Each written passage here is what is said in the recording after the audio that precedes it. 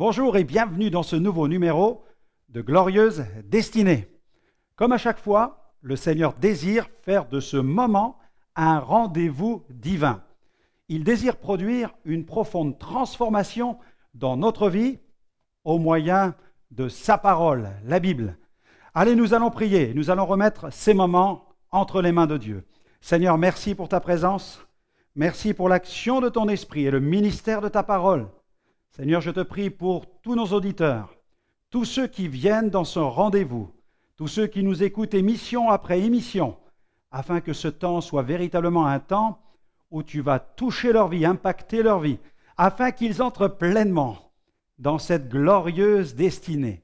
Car j'en suis sûr, j'en ai la profonde conviction, Seigneur, tu as un plan pour chacun d'entre nous, et tu désires que tous ceux qui croient en toi entrent pleinement dans les œuvres que tu as préparées d'avance pour eux. Sois béni, Seigneur, sois glorifié pour l'action du Saint-Esprit en ce moment même. Amen. Amen. Dieu soit béni. À Dieu soit la gloire. Alors aujourd'hui, nous allons parler d'un sujet qui va, j'en suis sûr, vous combler. Nous allons parler de l'amour et de l'amour qui transforme. Mais avant cela, je vous propose d'écouter Marie qui nous chante « Besoin d'amour ». À tout de suite.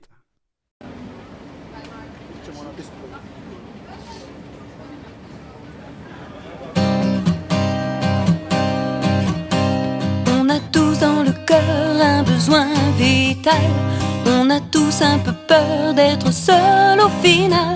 Est-ce que vous êtes comme moi à chercher autour?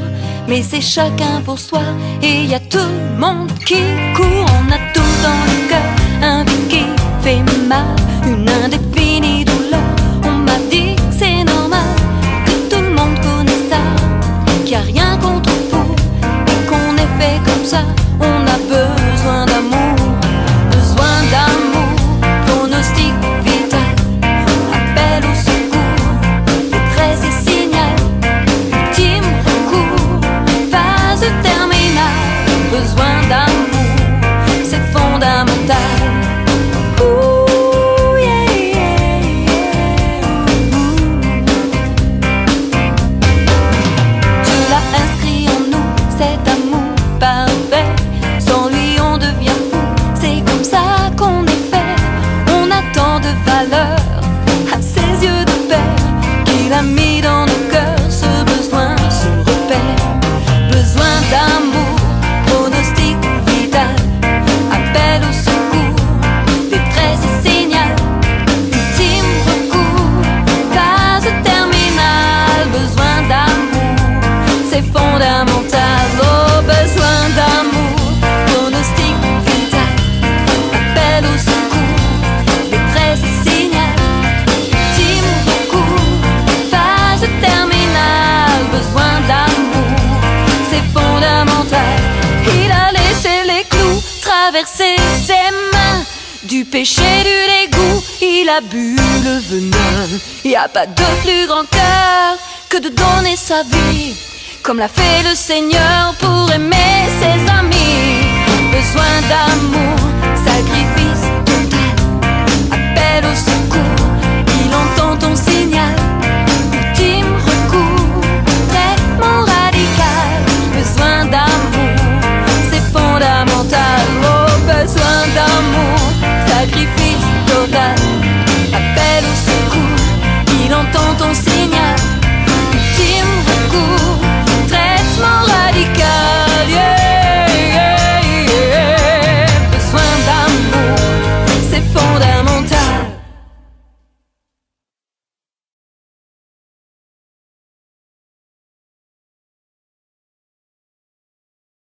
Oui, c'est Jésus qui peut parfaitement nous combler en répandant dans nos cœurs son amour divin.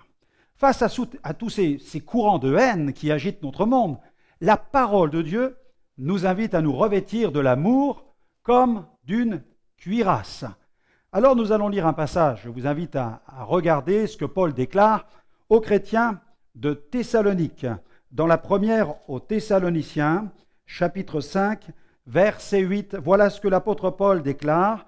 Il dit « Mais nous qui sommes du jour, soyons sobres, ayant revêtu la cuirasse de la foi et de l'amour, ayant pour casque l'espérance du salut.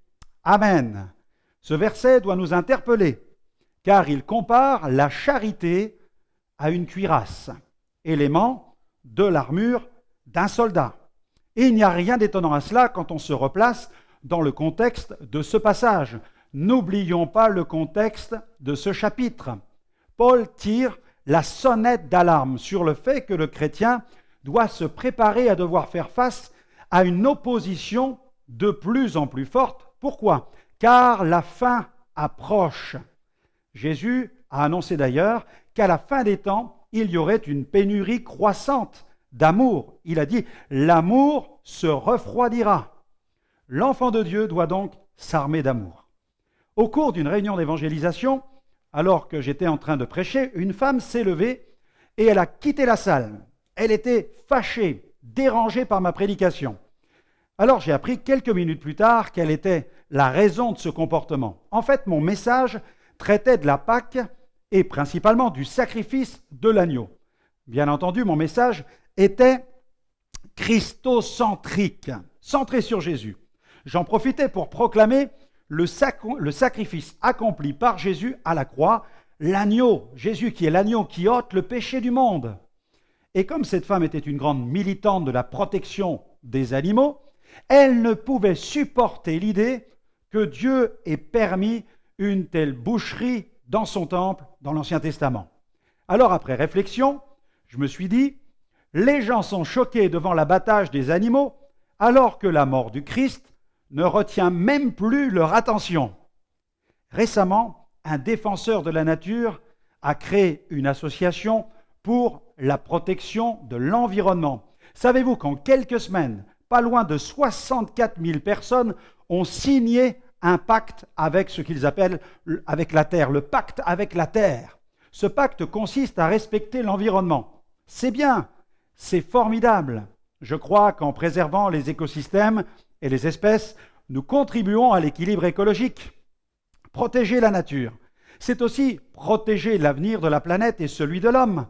Mais qu'en est-il de la vie de nos âmes ? Qu'en est-il, chers amis, des 170 000 personnes qui meurent chaque jour et qui passent dans l'éternité? Ont-elles eu l'opportunité de faire la paix avec Dieu? Ont-elles eu l'opportunité d'entendre la bonne nouvelle de Jésus? Eh bien, prêcher l'évangile de la grâce est le cœur même de notre ministère. C'est le sens de notre vocation. Par l'évangile, Dieu nous témoigne de son amour. En recevant cet évangile, Dieu nous revêt de cet amour, comme d'une cuirasse, pour partager cet évangile avec le monde qui nous entoure. La cuirasse de l'amour. Il convient aussi de rappeler que la cuirasse, c'est une arme défensive. Il apparaît donc évident que l'enfant de Dieu doit de plus en plus, en certaines circonstances, faire preuve d'amour face à des situations qu'il doit affronter. Jésus a annoncé que dans les derniers temps, il y aurait de violentes vagues de persécutions et d'offenses. Attention, car l'offense est une arme que Satan manie avec brio. J'ai eu l'occasion de visiter un centre d'entraînement militaire qui était à la pointe sur le plan technologique. Et la vocation de ce centre consiste à mettre sur pied des conflits militaires fictifs, gérés à partir d'ordinateurs. Ainsi, des généraux français et étrangers se retrouvent derrière des ordinateurs et s'affrontent virtuellement. À la fin de l'exercice, c'est l'heure des bilans.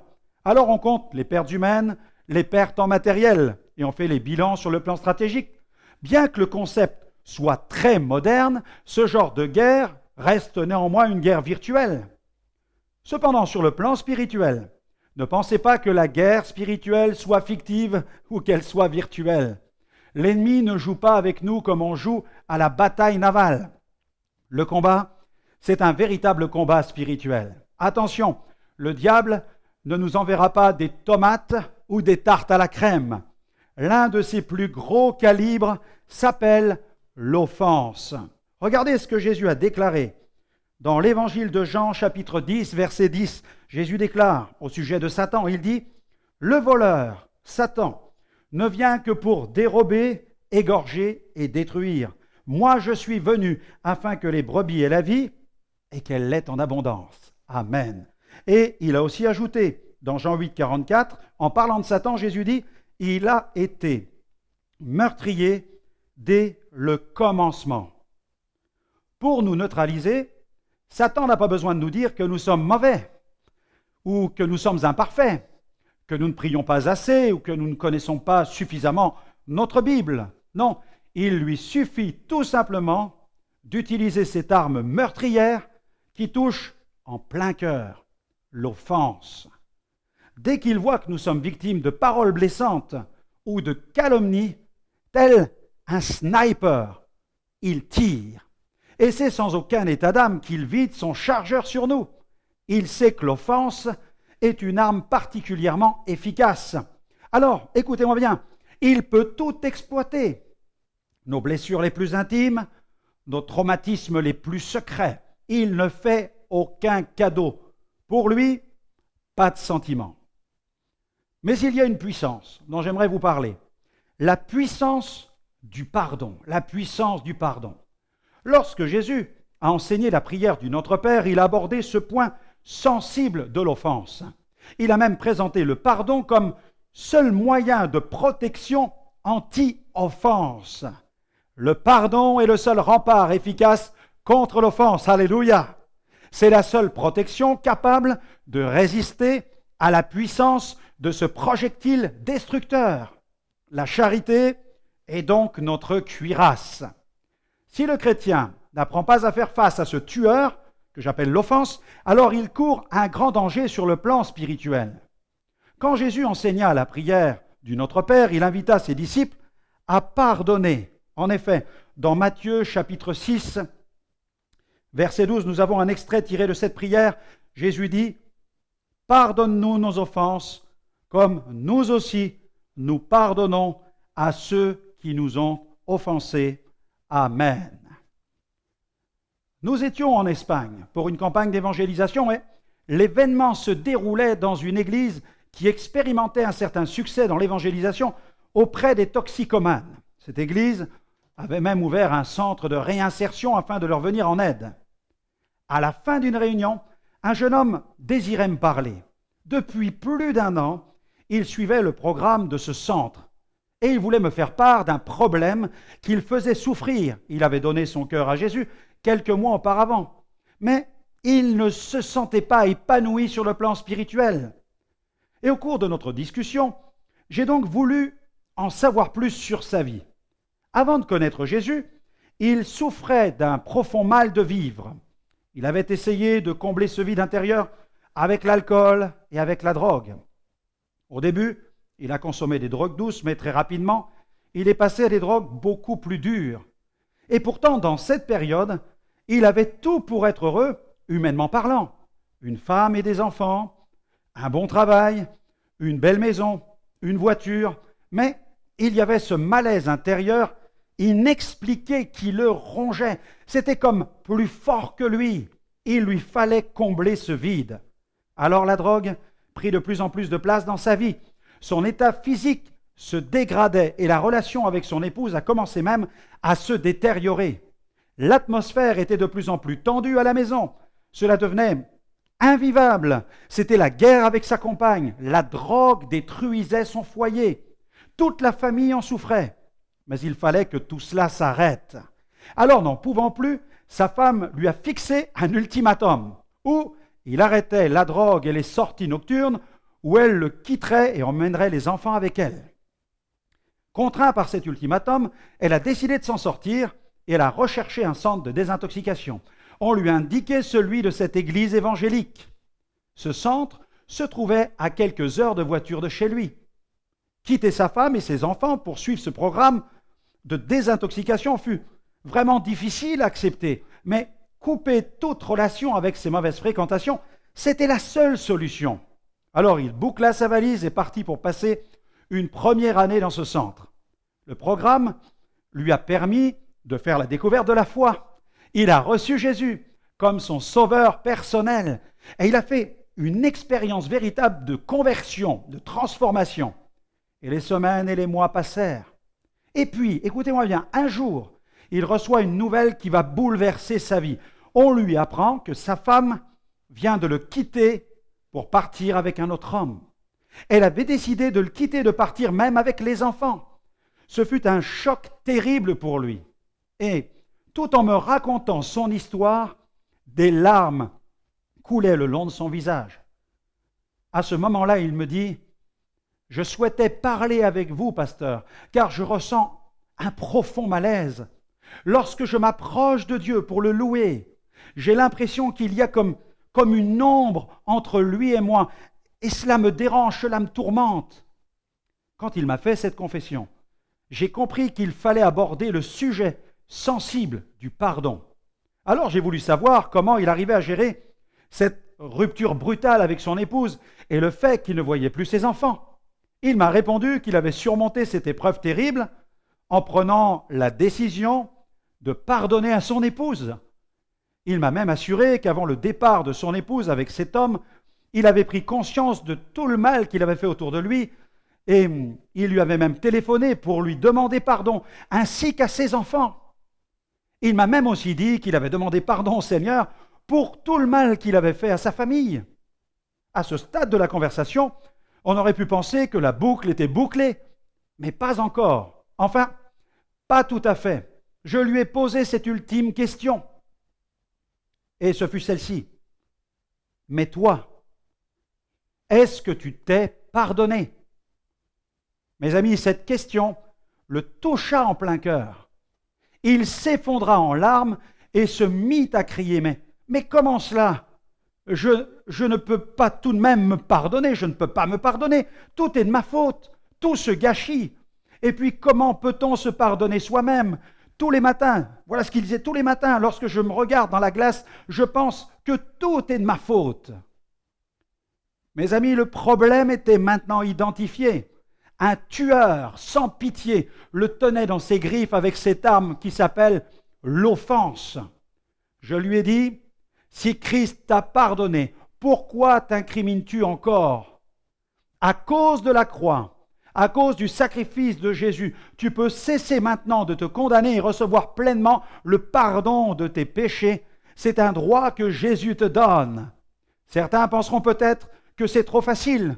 Mais pourquoi continuer à vivre dans l'abattement alors que Christ a réglé le problème de tous tes péchés? Cela ne veut pas dire que le pardon est un rapide coup d'éponge qui nous lave des pires horreurs. Non, le pardon n'est pas un lavage de cerveau non plus. Je lui ai dit, tu te souviendras toute ta vie du mal que tu as fait. Et heureusement que nous nous souvenons toujours de nos erreurs et de leurs conséquences tragiques. De cette manière, nous nous souvenons de tout ce qui a été destructeur dans notre vie et nous en tirons les leçons de manière à ne jamais recommencer les mêmes erreurs. Mais le pardon touche une autre dimension, celle du combat spirituel et de l'emprise que détient l'accusateur sur nos consciences par le moyen de nos péchés. Si nous refusons de recourir au pardon, si nous continuons à nous incriminer, nous accordons du pouvoir à Satan dans nos vies. Il peut alors continuer à exercer sa fonction d'accusateur dans nos consciences. Le pardon permet de mettre un terme à la mise à sac de notre vie spirituelle par le diable. Le pardon nous délivre de la culpabilité. Il nous permet de relever la tête. Ainsi, nous pouvons vivre vraiment, alléluia, notre vie nouvelle et prendre un nouveau départ dans la vie. Par la foi, ce jeune homme décida de saisir le pardon et cessa immédiatement toute espèce d'incrimination contre lui-même.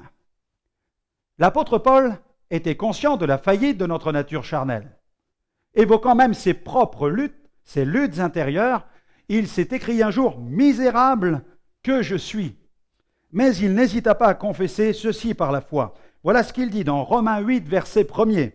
« Il n'y a donc maintenant plus aucune condamnation pour ceux qui sont en Jésus-Christ. En effet, la loi de l'esprit de vie en Jésus-Christ m'a affranchi de la loi du péché et de la mort. » Et on peut tous dire « Amen, Amen, gloire à Dieu ». La vie en Christ place l'enfant de Dieu sous un nouveau régime, celui de l'esprit de vie. Ce nouveau régime donne la victoire à l'enfant de Dieu sur la loi du péché et de la mort. Il établit l'enfant de Dieu dans le Christ. Sous ce nouveau régime, il n'y a plus aucune condamnation. Ce régime met un terme aux attaques de l'accusateur. Il n'est plus donc nécessaire de nous incriminer ou de nous apitoyer sur notre sort. En Jésus, c'est une vie vraiment nouvelle qui nous est offerte et qui commence. La foi nous a été donnée pour échapper au rôle de la victime. Il est tellement facile pour l'être humain de chercher refuge dans ce personnage, mais il est impossible, écoutez-moi bien, il est impossible d'y vivre un plein épanouissement. Oui, nous sommes misérables, mais Christ est mort pour nous permettre de vivre une vie digne et glorieuse. Le manque de compréhension du pardon total est à l'origine du naufrage de la foi de bien des gens. L'offense non pardonnée fabrique de véritables zombies de la foi. L'enfant de Dieu n'est plus alors qu'une ombre rongée par la déception, par l'amertume, la rancune, la haine, écoutez-moi, et même parfois le désir de vengeance. Saisissons pleinement l'amour de Dieu, l'évangile de grâce.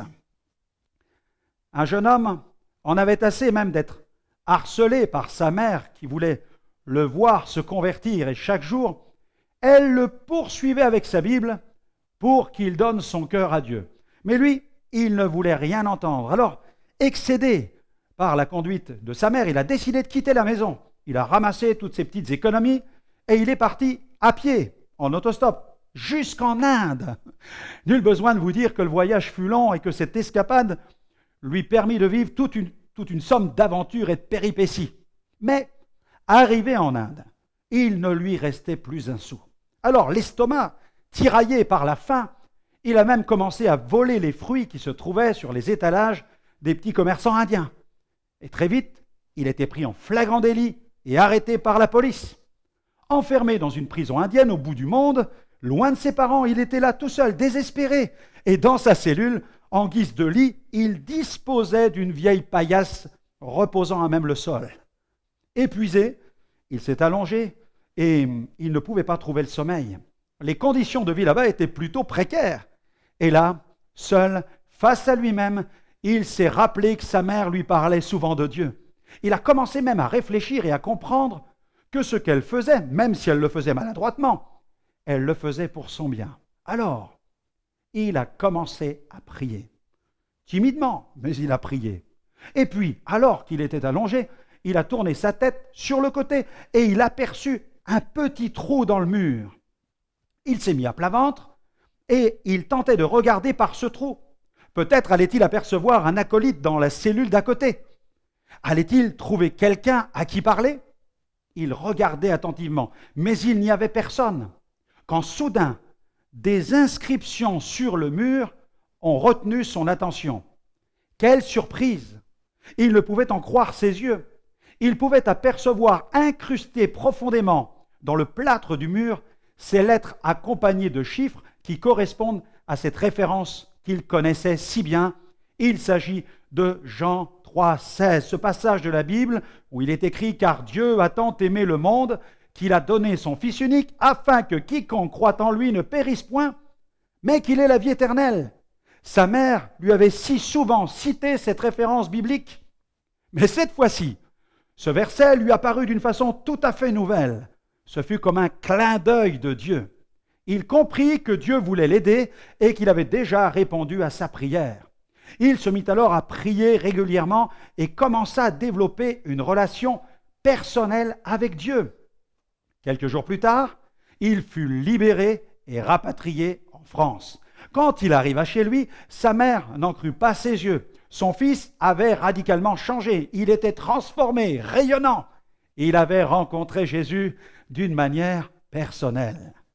Jésus a donné sa vie sur la croix pour nous délivrer de nos péchés, pour que nous soyons pardonnés. Il a satisfait la justice divine en donnant sa vie en rançon, en donnant son propre sang. Il a pris sur lui notre condamnation. Et le troisième jour, alléluia, Jésus est ressuscité. Il est sorti du tombeau, il est vivant. N'est-ce pas rassurant de savoir que notre bon Père céleste nous attend sur le pas de la porte du royaume de Dieu? Alors saisissons pleinement le pardon que Jésus nous accorde à la croix. Plaçons notre vie sous le régime nouveau de l'Esprit et vivons pleinement cet amour qui transforme. Et pour terminer cette émission, je vous propose d'écouter le groupe Blessing qui interprète ce chant intitulé « On chante l'amour ». Vous voulez chanter l'amour? Il faut chanter cet amour avec Blessing. Une invitation à considérer ce Dieu d'amour qui nous dit que nous sommes importants à ses yeux et que nous avons vraiment de la valeur. Et n'hésitez pas à nous retrouver sur notre site internet www.gospelvision-international.com. Vous pourrez y retrouver de nombreuses émissions en replay. Alors, à très bientôt dans une prochaine émission. Que Dieu vous bénisse.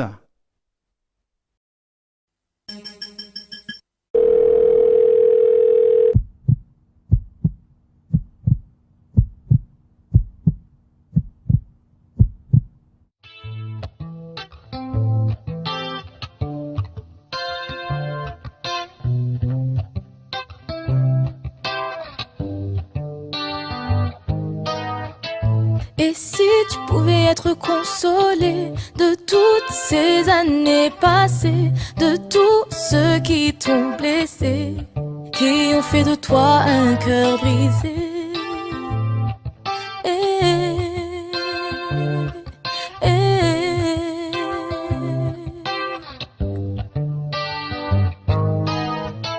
Et si tu pouvais changer tes larmes en masque de beauté, tes drames en conte de fées, ta rage en arme de paix. Retrouver ta fierté, ta valeur, ta beauté, changer tes pensées, déposer tes péchés, soigner toutes tes plaies et retenir la goutte de tes yeux qui va déborder.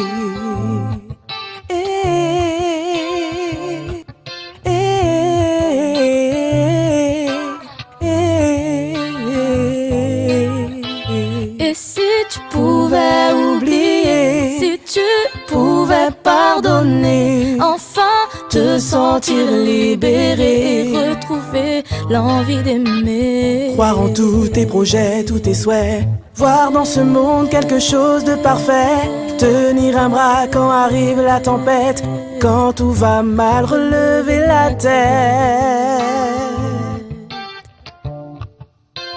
Relever la tête.